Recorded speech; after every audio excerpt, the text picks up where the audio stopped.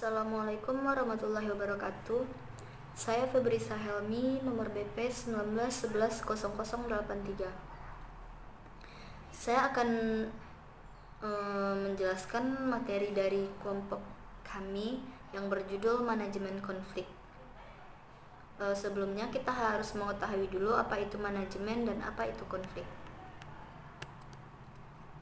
Manajemen dapat diartikan sebagai suatu kegiatan yang dilakukan oleh manajer untuk mengarahkan bawahannya ataupun orang lain dalam menyelesaikan suatu pekerjaan demi tercapainya suatu tujuan. Konflik berasal dari kata convigo, artinya bersama-sama, dan vigo artinya pemogokan, penghancuran, dan juga permukaan. Menurut Narjana, pada tahun 1994, konflik adalah akibat situasi di mana keinginan atau kehendak yang berbeda atau berlawanan antara satu dengan yang lainnya. Menurut Pickering, pada tahun 2001, konflik yaitu keadaan perilaku yang bertentangan. Konflik adalah situasi yang terjadi ketika ada perbedaan pendapat atau perbedaan cara pandang di antara beberapa orang, kelompok, ataupun organisasi. Sikap saling mempertahankan diri sekurang-kurangnya di antara dua kelompok yang memiliki tujuan dan pandangan berbeda dalam upaya mencapai satu tujuan sehingga mereka berada dalam posisi oposisi, bukan kerjasama. Setelah memahami kedua pengertian tersebut, kita dapat menyimpulkan bahwa manajemen konflik merupakan serangkaian aksi dan reaksi antara pelaku maupun pihak luar dalam suatu konflik. Manajemen konflik termasuk pada suatu pendekatan yang berorientasi pada proses yang mengarahkan pada bentuk komunikasi dari pelaku maupun pihak luar dan bagaimana mereka mempengaruhi kepentingan dan interpretasi. Bagi pihak luar, sebagai pihak ketiga, yang diperlukannya adalah informasi yang akurat tentang situasi konflik. Hal ini karena komunikasi efektif di antara pelaku dapat terjadi jika ada kepercayaan terhadap pihak ketiga. Penyebab terjadinya manajemen konflik ini dikarenakan adanya batasan pekerjaan yang tidak jelas, hambatan komunikasi, tekanan waktu, peraturan dan kebijakan yang tidak masuk akal, pertikaian antar pribadi, perbedaan status, dan juga harapan yang tidak terwujud.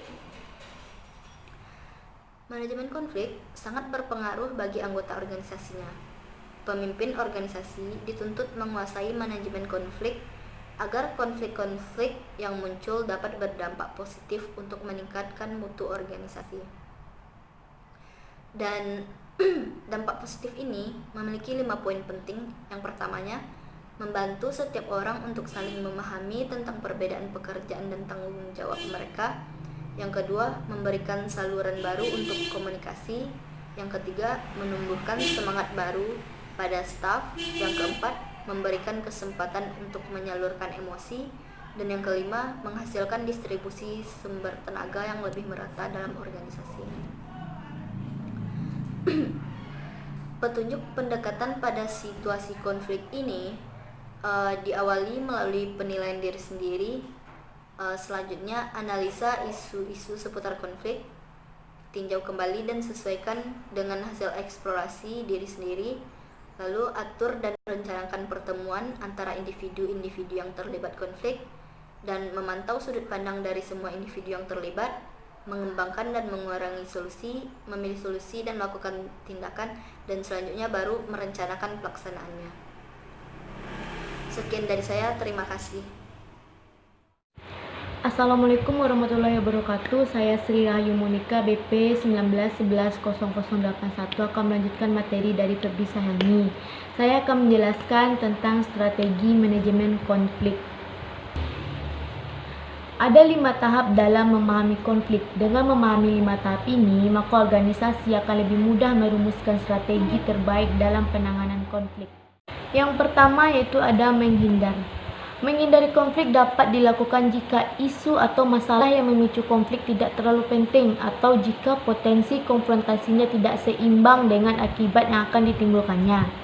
Penghindaran merupakan strategi yang memungkinkan pihak-pihak yang berkonfrontasi untuk memenangkan diri.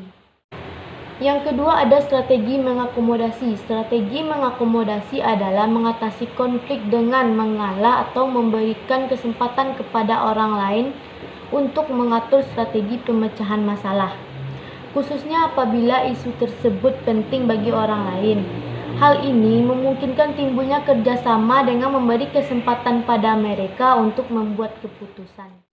Yang ketiga ada kompetisi. Strategi kompetisi ini adalah strategi dengan pendekatan menang kalah, di mana kita berusaha untuk memenangi konflik ini dengan mengalahkan pihak lain. Kita bertindak dengan sangat tegas untuk mencapai tujuan kita tanpa bekerjasama dengan pihak lain dan bahkan dengan mengorbankan pihak lain. Yang keempat, kompromi. Strategi berkompromi adalah strategi yang menggunakan pendekatan kalah-kalah, di mana semua pihak yang sedang dalam konflik bersedia untuk mengalah atau tidak mendapatkan apa yang sebenarnya mereka inginkan, demi menjaga hubungan dan kepentingan bersama. Masing-masing memberikan dan menawarkan sesuatu pada waktu yang bersamaan, saling memberi dan menerima, serta meminimalkan kekurangan semua pihak dan dapat menguntungkan semua pihak. Yang kelima ada strategi pemecahan masalah atau kolaborasi. Strategi ini diperlukannya diskusi bersama tentang semua permasalahan-permasalahan dan mencari solusi-solusi terbaik, serta diperlukannya kejujuran dan komitmen dari semua pihak yang terlibat untuk saling mendukung dan memperhatikan satu sama lain. Pemecahan sama-sama menang, di mana individu yang terlibat mempunyai tujuan kerja yang sama. Assalamualaikum warahmatullahi wabarakatuh. Perkenalkan, nama saya Sylvia Rahmadani, BP 19110082. Baiklah, pada saat ini saya akan menjelaskan materi mengenai jenis-jenis konflik. Jenis konflik dibagi menjadi dua, yaitu berdasarkan fungsinya dan berdasarkan orang terlibat di dalamnya. Yang pertama yaitu berdasarkan fungsinya. Berdasarkan fungsinya, konflik dibagi menjadi dua bagian, yaitu fungsional konflik dan disfungsional konflik. Fungsional konflik atau konflik yang fungsional yaitu konflik yang mendukung tujuan kelompok dan memperbaiki kinerja kelompok. Sedangkan disfungsional konflik atau konflik yang disfungsional yaitu konflik yang merintangi terjadinya tujuan kelompok.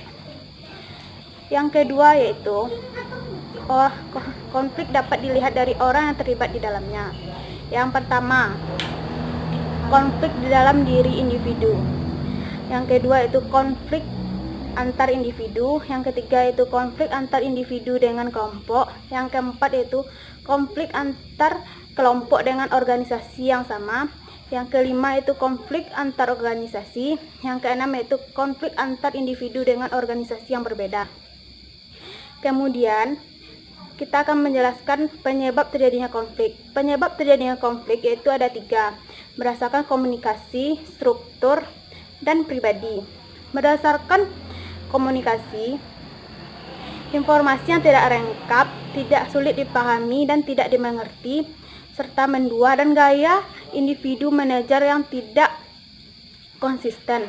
Yang kedua itu berdasarkan struktur, saling perebutan kekuasaan, kepentingan, dan saling perebutan sumber daya yang terbatas dan saling ketergantungan antar kelompok. Yang ketiga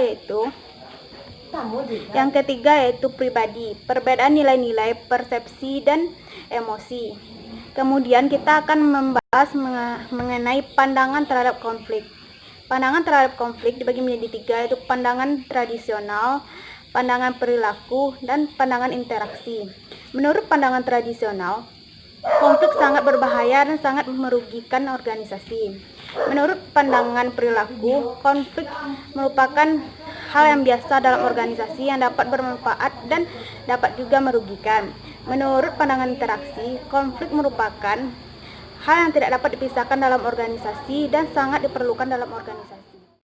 Assalamualaikum warahmatullahi wabarakatuh. Nama saya Mega Sylvia, BP 19110080. Saya akan melanjutkan materi selanjutnya, yaitu cara pengelolaan konflik. Konflik dapat dicegah dan dikelola dengan 4 cara.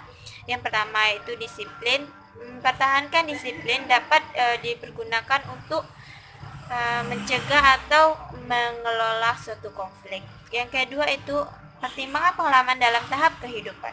Konflik dapat dikelola dengan mendukung karyawan untuk mencapai tujuan sesuai dengan pengalaman dan tahap hidupnya.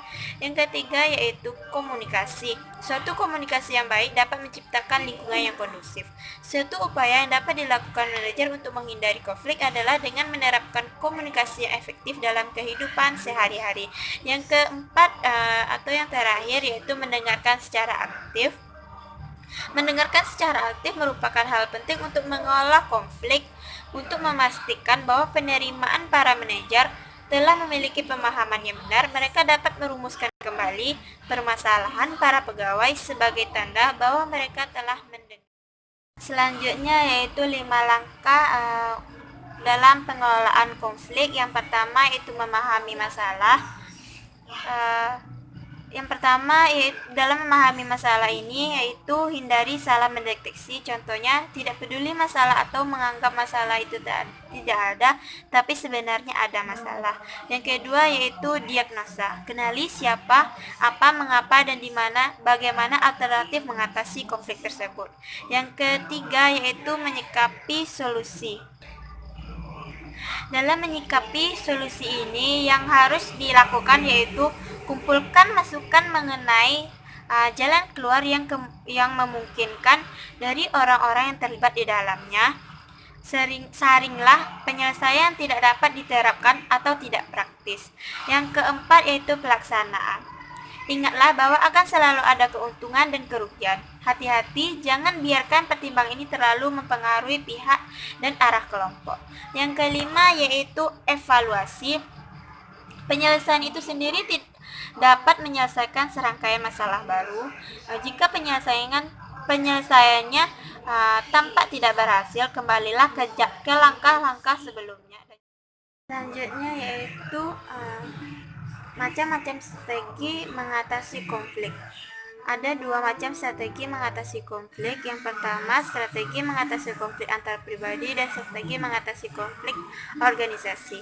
Strategi mengatasi konflik antar pribadi terdapat 3 strategi. Yang pertama yaitu strategi kalah-kalah, loss-loss strategi. Biasanya individu atau kelompok yang bertikai mengambil jalan tengah untuk berkompromi atau membayar sekelompok orang yang terlibat dalam konflik menggunakan jasa pihak ketiga sebagai penengah. Dalam strategi kalah-kalah ini, konflik bisa diselesaikan dengan cara melibatkan pihak ketiga. Ada 2 tipe pihak ketiga. Yang pertama arbitrasi, yaitu pihak ketiga bertindak sebagai hakim dan penengah dalam menentukan penyelesaian konflik melalui suatu perjanjian yang mengikat. Yang kedua itu mediasi, dipergunakan oleh mediator untuk menyelesaikan konflik tidak seperti yang diselesaikan oleh arbitrator karena seorang mediator tidak mempunyai wewenang langsung terhadap pihak-pihak yang bertikai dan rekomendasi yang diberikan tidak mengikat. Yang kedua yaitu strategi menang kalah atau win-loss strategi. Dalam strategi ini menekankan adanya salah satu pihak yang sedang konflik mengalami kekalahan tapi yang lain memperoleh kemenangan. Ada beberapa cara yang digunakan untuk menyelesaikan konflik ini. Yang pertama penarikan diri, yaitu proses menyelesaikan konflik antar 2 orang atau lebih yang kurang puas sebagai akibat dari ketergantungan tugas. Yang kedua taktik penghalus atau damai, yaitu dengan melakukan tindakan perdamaian dengan pihak lawan untuk menghindari terjadinya konfrontasi terhadap perbedaan dan kekaburan dalam batas-batas bidang kerja. Yang ketiga yaitu bujukan, dengan membujuk pihak lain untuk mengubah posisinya untuk mempertimbangkan informasi-informasi faktual yang relevan dengan konflik karena adanya rintangan komunikasi. Yang keempat yaitu taktik paksaan dan penekanan, yaitu menggunakan kekuasaan formal dengan menunjukkan kekuatan melalui sikap otoriter karena dipengaruhi oleh sifat-sifat individu. Yang ketiga yaitu strategi menang-menang. Penyelesaian ini yang dipandang manusiawi karena menggunakan segala pengetahuan, sikap, dan keterampilan menciptakan relasi komunikasi dan interaksi yang dapat membuat pihak-pihak yang terlibat saling merasa aman dari ancaman, merasa dihargai, menciptakan suasana yang kondusif, dan memperoleh kesepakatan atau memperoleh kesempatan untuk mengembangkan potensi masing-masing dalam upaya menyelesaikan. Selanjutnya yaitu strategi mengatasi konflik organisasi. Dalam strategi mengatasi konflik antar organisasi ini terdapat 4 pendekatan. Yang pertama, pendekatan birokratis. Dalam pendekatan ini dilakukan pada konflik yang terjadi karena struktur birokratis yang bersifat vertikal, dilakukan dengan cara hierarki struktural. Yang kedua itu pendekatan intervensi otoritatif dengan konflik literal.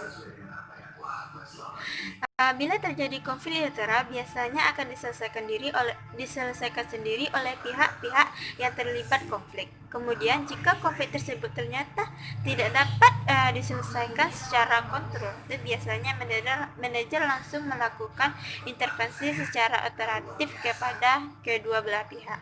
Yang ketiga yaitu pendekatan sistem, yaitu mengkoordinasi penyelesaian konflik yang dipandang sebagai kesatuan sistem yang saling berhubungan. Yang ketiga yaitu reorganisasi struktural, mengubah struktural organisasi. Cara pendekatan ini dapat melalui mengubah sistem untuk melakukan kemungkinan terjadinya regresi struktural guna meluruskan perbedaan kepentingan dan tujuan yang hendak dicapai kedua belah pihak, seperti membentuk wadah baru dalam organisasi non-formal untuk mengatasi konflik yang berlarut-larut sebagai akibat adanya saling ketergantungan tugas. Dan untuk mencapai kepentingan ini, tujuan yang berbeda sehingga fungsi organisasi